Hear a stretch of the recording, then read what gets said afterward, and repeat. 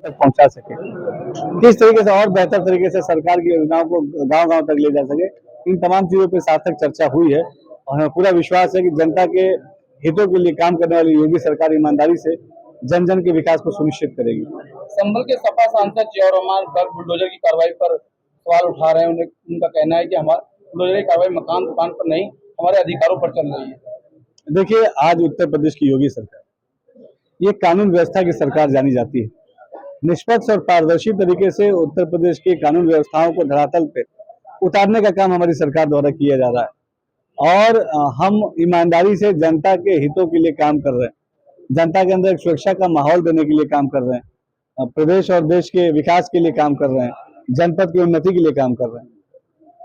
सपा सांसद जियाउर रहमान वर्ग लगातार अल्पसंख्यकों को लेकर के, मुस्लिमों को लेकर के सवाल खड़े कर रहे हैं कि बुलडोजर की कार्रवाई उनके अधिकारों पर हो रही है। सवाल करने से काम नहीं चलेगा। समाजवादी पार्टी को ये बताना पड़ेगा कि 12 से लेकर 17 तक जब उनका शासनकाल था, तब अल्पसंख्यक समाज के विकास के लिए, मुस्लिम पासमानदा समाज के विकास के लिए क्या ठोस नीति उन्होंने बनाई, क्या ठोस कदम उन्होंने उठाए। केवल मुसलमानों को का राजनीतिक इस्तेमाल करने का एजेंडा ये समाजवादी पार्टी का है। ना उनके शिक्षा के लिए कोई काम किया गया समाजवादी पार्टी द्वारा, ना उनके रोजगार के लिए कोई काम किया गया। आप देखिए, मुस्लिम समाज हुनरमंद होता है, हर मुस्लिम समाज के हाथ में हुनर होता है। उसके स्किल को उसके हुनर को किस तरीके से तराशने का या उसको बढ़ाने का कोई काम समाजवादी पार्टी ने किया नहीं किया। बड़े अफसोस की बात है कि समाजवादी पार्टी ने हमेशा मुसलमानों का राजनीतिक इस्तेमाल किया है। जिस तरीके से बिरयानी बनाई जाती है और तेजपत्ता बिरयानी बनने के बाद किनारे रख दिया जाता है, उसी तरीके से मुसलमानों को भी तेजपत्ते की तरह समाजवादी पार्टी ने अपने शासनकाल में किनारे रख दिया। ये बड़े अफसोस की बात है कि मुसलमानों के विकास को जहां तक पहुंचना चाहिए वहां तक नहीं पहुंचने देने की साजिश हमेशा समाजवादी पार्टी करती है। संभल में शाही जामा मस्जिद बनाम श्री हरिहर मंदिर विवाद चल रहा है, न्यायालय में पूरा विषय है।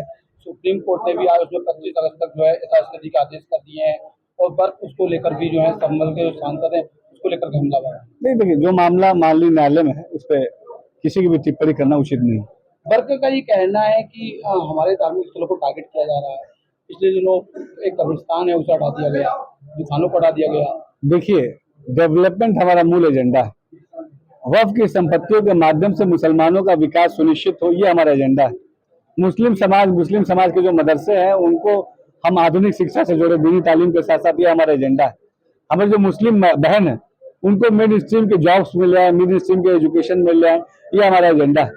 हमारा जो मुस्लिम समाज है उसको उद्योग कल कारखानों से हम जोड़े, ये हमारा एजेंडा है। तो पॉजिटिव एजेंडे के साथ हमारी योगी सरकार काम कर रही है, लेकिन समाजवादी पार्टी ने हमेशा समाज में जहर घोलने का काम किया। संभल में हिंसा हुई, 4 लोगों की मौत हो गई। अल्पसंख्यक समाज से वो लोग आते हैं और अल्पसंख्यक समाज के करीब 96 लोगों को अभी तक जेल भेजा गया है, जिसमें अभी तक केवल जो मस्जिद के सदर है जफर अली उन्हीं की जमानत हुई है। प्रशासनिक की तमाम जो गतिविधियां, इसका जो जवाब है जिला प्रशासन आप सबको